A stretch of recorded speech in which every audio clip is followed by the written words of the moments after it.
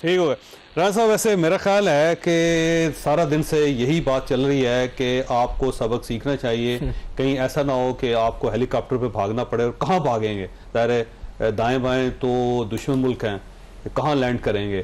اور یہ ذہن میں رکھیں کہ حسینہ واجد نے بھی وہاں پہ سوشل میڈیا پہ پابندی لگائی ہوئی تھی, اور دوسرے پولیٹیکل پارٹیز کو وہ گنجائش نہیں دے رہی تھی. الٹیمیٹلی کیا ہوا وہاں پہ؟ بسم اللہ الرحمن الرحیم.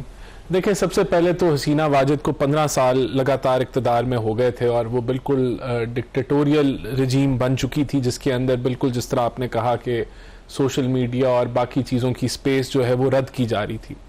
تو اگر اس کا بینیفٹ آپ نے پی ٹی آئی کو دینا ہے, کوئی انقلابی جماعت جو باہر انقلابی بیٹھے ہوئے ہیں, تو یہ انقلابی جب مساق جمہوریت ہوئی اس کے بعد تو جو 90 کی دہائی میں ہماری جو لڑائی تھی, جو ہم نے ایک گن ڈلا ہوا تھا, اس کو صاف کر کے ہم آگے بڑھے, اور وہ پرفیکٹ نہیں تھا, بڑے اس میں مسائل تھے, لیکن جو 2008 سے 18 میں جمہوری سپیس تو سب سے میکسیمم تھی, تو اس کو پیک اپ بکسے میں بند کس نے کیا؟ پی ٹی آئی نے کیا.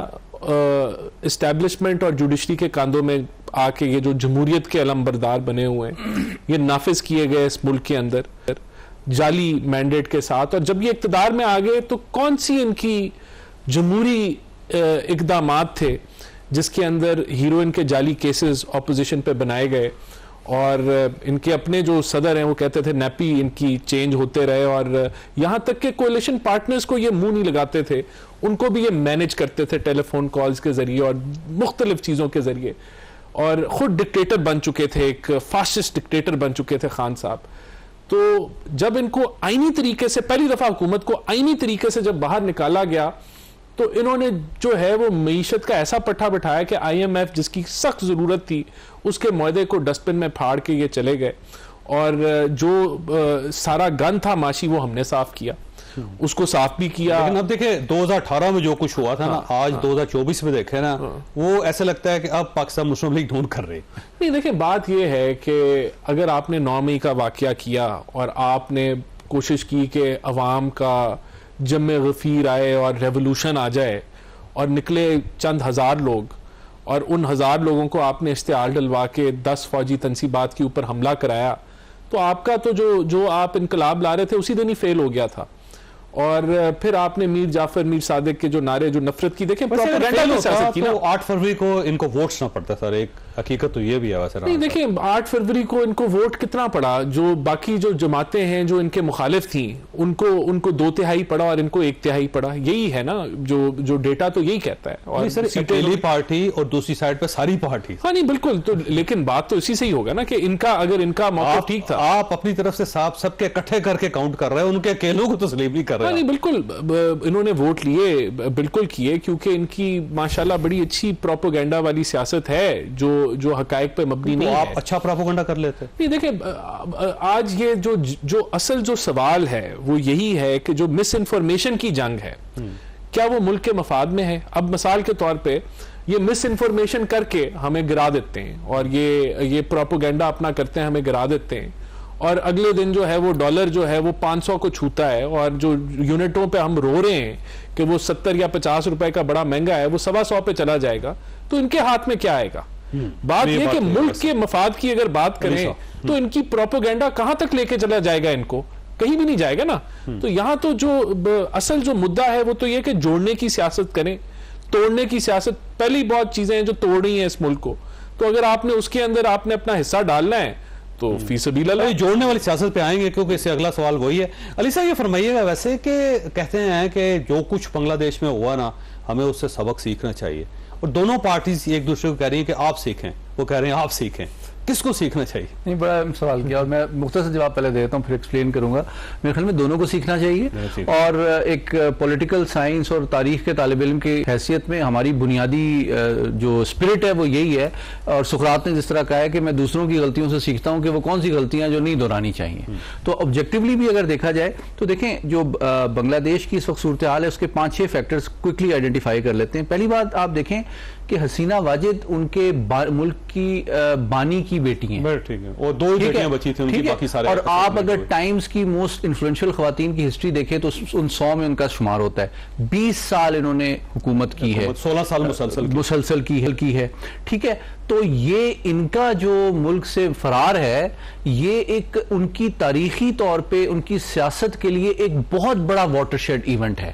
دیکھیں جس نظریے کی وہ اور ان سمبولیکلی وہ اور ان کی فیملی علمبردار تھی, جس کی بیسس پہ مفتی باہنی کے ورکرز اور ان کے لواحقین کو آپ اتنا جاب کوٹا دیتے تھے, آج کی بنگلہ دیش کی نوجوان نسل نے اس سے ریجیکٹ کر دیا ہے. یہ میں سمجھتا ہوں شیخ مجیب الرحمان کا بت توڑ دیا. ایگزیکٹلی شیخ مجیب الرحمان کی بیٹی, میں اس کی انٹرپریٹیشن اور کانٹیکس میں کر رہا ہوں, شیخ مجیب الرحمان بنگلہ دیش کے بانی کی بیٹی کو ملک سے فرار پہ آج کی نوجوان نسل نے مجبور کر دیا ہے, اور وہ بھی انڈیا.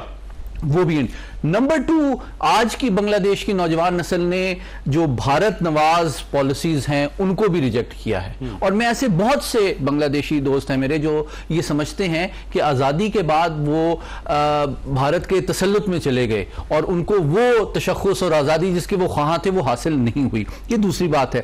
تیسری بات جو ہے میں سمجھتا ہوں انٹرنل فیکٹرز اگر 3 دیکھے جائیں, جو ابھی پالیٹکس کے حوالے سے بات بھی ہوئی, تو دونوں جماعتوں کے لیے اس میں لیسنز ہیں. نمبر 1 یہ کہ آپ آئین, جمہوریت اور قانون کے مطابق الیکٹ ہوئی تھیں, ٹھیک ہے, لیکن جب آپ نے عوام کے مفاد اور توقعات پہ آپ نے گورن نہیں کیا اور ڈیلیور نہیں کیا, تو آئین, جمہوریت اور قانون آپ کو اقتدار میں آپ کی حفاظت نہیں کر سکا. نہ صرف آپ کا اقتدار ختم ہو گیا, آپ کا سیاسی نظام ختم ہو گیا, بلکہ فزیکلی بھی آپ کو ملک چھوڑ کے بھاگنا پڑا. یہ وہ چیز ہے جو آپ کے سوال کا اصل جواب ہے. جناب اور ڈکٹیٹرشپ ہوگی تو لوگ آپ کو, تو میں یہ کہہ رہا ہوں کہ اصل میں باٹم لائن یہ ہے ایز اے پولیٹیکل سائنٹسٹ کہ آپ جو ہے جو بھی سسٹم ڈیلیور کرتا ہے, چین میں کمیونزم ہے لیکن وہ کیپٹلزم کا سے فائدہ امریکہ اور یورپ سے بہتر اٹھا رہا ہے. تو ایشو نظریے کا نہیں ہے, جس طرح ہم بات پہلے بھی کر رہے تھے, دا سسٹم دیٹ ڈیلیورز, جو عوام کی توقعات اور مسائل کو حل کرتا ہے, وہ سٹرکچر جمہوری ہو, غیر جمہوری ہو, آئینی ہو, غیر آئینی ہو, اور عوام اس کے ساتھ کھڑے ہوتے ہوں. ان کی سب سے بڑی غلطی یہ تھی کہ انہوں نے عوام کی پلس کو نہیں دیکھا, ان کی توقعات پہ سے زیادہ اپنے والد اور جو بانیان بنگلہ دیش تھے ان کے مفاد کو اس ایکسیسو کوٹے کی شکل میں پروٹیکشن دی. تو ان کو اندازہ ہوا کہ وہ نظریہ, ان کی سیاست اور حکومت, تینوں سے ان کو ہاتھ دھونے پڑے. میں نے بریک لینی ہے اور صاحب آپ کے پاس ایک سوال چھوڑ کے جا رہا ہوں کہ پاکستان تحریک انصاف کا ڈیجیٹل میڈیا ہے, وہ بڑا تگڑا میڈیا ہے, وہ اسی طرح عوام کو سڑکوں پہ لانا چاہتا ہے. ایک امپریشن ہے کہ ڈیجیٹل دہشت گردی کر رہے ہیں اور اس سے پاکستان کے اندر ایک فساد پھیلانا چاہتے ہیں. کہوں گا بڑے واضح طور پہ کہ فیک نیوز کے ساتھ پی ٹی آئی کے سوشل میڈیا کا تعلق نہیں ہے. پی ٹی آئی کا سوشل میڈیا بیسکلی آئین کی جو آپ کے اپنے فنڈامنٹل رائٹس ہیں, جو بنیادی حقوق ہیں, آئین میں جو لکھا ہے کہ آپ کی ہر سیاسی جماعت کو اجازت ہے کہ وہ جلسے جلوس نکالے, اجازت ہے کہ لوگوں کے ساتھ اپنا جو بھی ان کی مینڈیٹ ہے لوگوں تک پہنچائے, جو بھی ان کا بیانیہ ہے وہ لوگوں تک پہنچائے, لوگ ملیں. اور یہ ایک پولیٹیکل پارٹی کی فنکشننگ کا بڑا ایک گہرا تعلق ہے اس قسم کی ایکٹیویٹی کے ساتھ. تو سوشل میڈیا صرف یہ ایکٹیویٹی کر رہی ہے کیونکہ آج کل ایک طرح سے ڈیجیٹل پلیٹ فارمز پہ بھی وہی ایکٹیویٹی ہوتی ہے جو کہ زمانے میں فزیکل ایکٹیویٹی ہوتی تھی. اب یہ کہہ دینا کہ اگر آپ کی بات کو تسلیم کر لیا جائے, میں ایک تو اختلاف نہیں کر رہا آپ سے, میں ایک تو اختلاف آپ سے بالکل نہیں کر رہا, کچھ فیکٹس آپ کے سامنے رکھ رہا ہوں. 9 مئی کے جو واقعات ہیں اس کے پیچھے سوشل میڈیا تھا, وہاں پہ یہ خبریں پھیلا دی گئی کہ فوج نے اتنے لوگوں کو گولی مار دیں اور وہاں پہ یہ ہو رہا ہے, یہ ہو رہا ہے, لوگ باہر آتے چلے گئے اور اس کے بعد وہ فساد پھیلتا چلا گیا. بنو کا واقعہ ہے, اس کے اندر سوشل میڈیا کے اوپر باقاعدہ کمپین چلی کہ 195 لوگ مر چکے ہیں اس کے اندر, اور کو ہزاروں کی تعداد میں زخمی ہیں اور اسپتالوں کے اندر گنجائش نہیں رہی, اور وہ باقاعدہ پاکستان تحریک انصاف کے افیشیل پیجز سے چلتے رہے. وہاں پہ وہ آپ کے لوگ تھے, بعد میں ان لوگوں کو گرفتار بھی کیا گیا. پھر پاکستان تحریک انصاف کا اپنا جو پیج ہے اس کے اوپر غدار کون کے نام سے پورا ایک بیانیہ کریٹ کیا جا رہا ہے. تو ایسی بہت ساری چیزیں ہیں جس کے اندر ایویڈنس ہیں. تو میرا خیال ہے آپ کو بھی اپنی جو چارپائی ہے اس کے نیچے ڈانگ پھیرنی چاہیے. دیکھیں, سوشل میڈیا کا آپ نے ذکر کیا, سوشل میڈیا کیوں ہوتا ہے, سوشل میڈیا آپ نے کہا کہ کیوں لوگوں کو بھڑکا رہا ہے کہ باہر نکلیں. بھڑکانے کی بات نہیں ہے. سوشل میڈیا بالکل ہمارا آئین حق دیتا ہے کہ آپ باہر نکلیں اور باہر پروٹیسٹ کریں. پروٹیسٹ کا ایک آئینی حق ہے, اس کو تحفظ دیا گیا ہے. اور اس کو پرامن آف کورس پرامن ہونا چاہیے. کوئی نہیں یہ کہہ سکتا کہ آپ جا کے توڑ پھوڑ کریں, لیکن پرامن احتجاج کرنے کے لیے رکاوٹ اگر کوئی ڈالتا ہے تو پھر وہ غیر آئینی حرکت کر رہا ہے. Not social media P T I کا نہیں, بلکہ جس کو سوشل میڈیا کے کردار کو روکنے کی کوشش کر رہے ہیں وہ. ہاں, اگر سوشل میڈیا کسی کا بھی کسی پولیٹیکل پارٹی کا انتشار پھیلاتا ہے